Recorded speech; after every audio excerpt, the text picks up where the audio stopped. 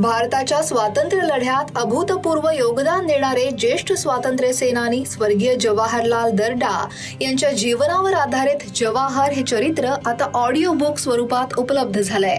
स्वातंत्र्यासाठी लढा देणारे, स्वातंत्र्यानंतर महाराष्ट्रातील मंत्रिपदांच्या कार्यकाळासह लोकमतच्या माध्यमातून समाजातील सगळ्या घटकांच्या न्याय्य हक्कांसाठी लढणारे अशी स्वर्गीय जवाहरलाल दर्डा यांची ओळख आहे.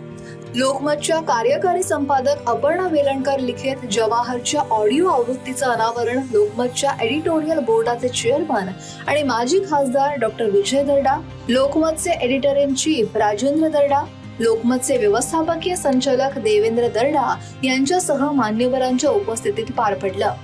सामान्य माणूस हा आपला केंद्रबिंदू आहे. समाजातील सर्व घटकांना, विशेषतः शेतकरी, शेतमजूर, शोषित, वंचित घटकांना आपल्या वर्तमानपत्राच्या माध्यमातून न्याय मिळायला हवा, हा बाबूजींनी घालून दिलेला मार्ग त्यांच्या चौथ्या पिढीतही तितकाच चैतन्यमय आहे, अशी भावना डॉक्टर विजय दर्डा यांनी व्यक्त केली. तसेच स्वर्गीय बाबूजींच्या संपन्न जीवनाची ही अत्यंत विलक्षण कहाणी आता वाचण्याबरोबरच ऐकताही येईल. दिव्यांग वाचकांपर्यंतही ती सहज पोहोचू शकेल याचा विशेष आनंद असल्याचं त्यांनी सांगितलं. बाबूजी ना समजणं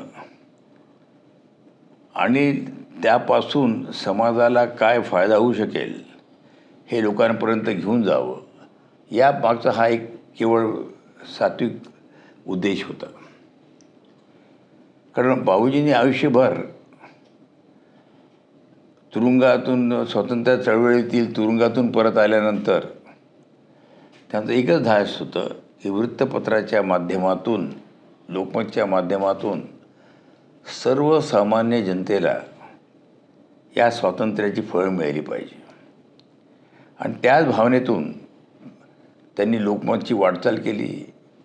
मी, राजेंद्र बाबू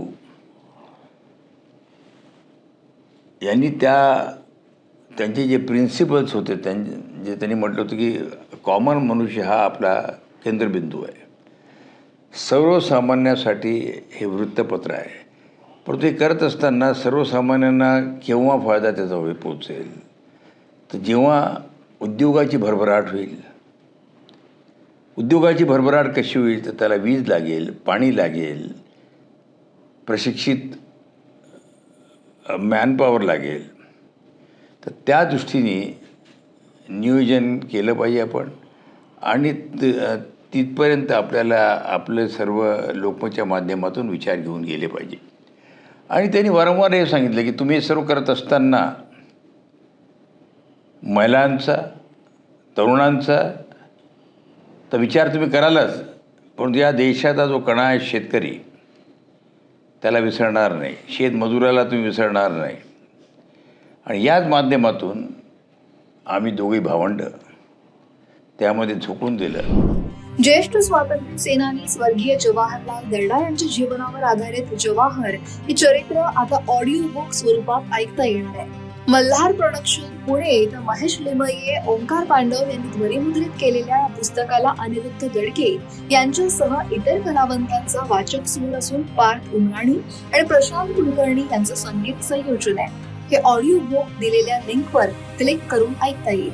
हे लिंक तुम्हाला कॉमेंटमध्ये आणि डिस्क्रिप्शन मध्ये सुद्धा देण्यात आली आहे. एक स्वातंत्र्य सेनानी, महाराष्ट्र घडवण्यात मोलाचा हातभार लावणारे द्रष्ट नेते स्वर्गीय जवाहरलाल दर्डा यांचे चरित्र वाचकांना आणि आता श्रोत्यांनाही समृद्ध करणार आहे.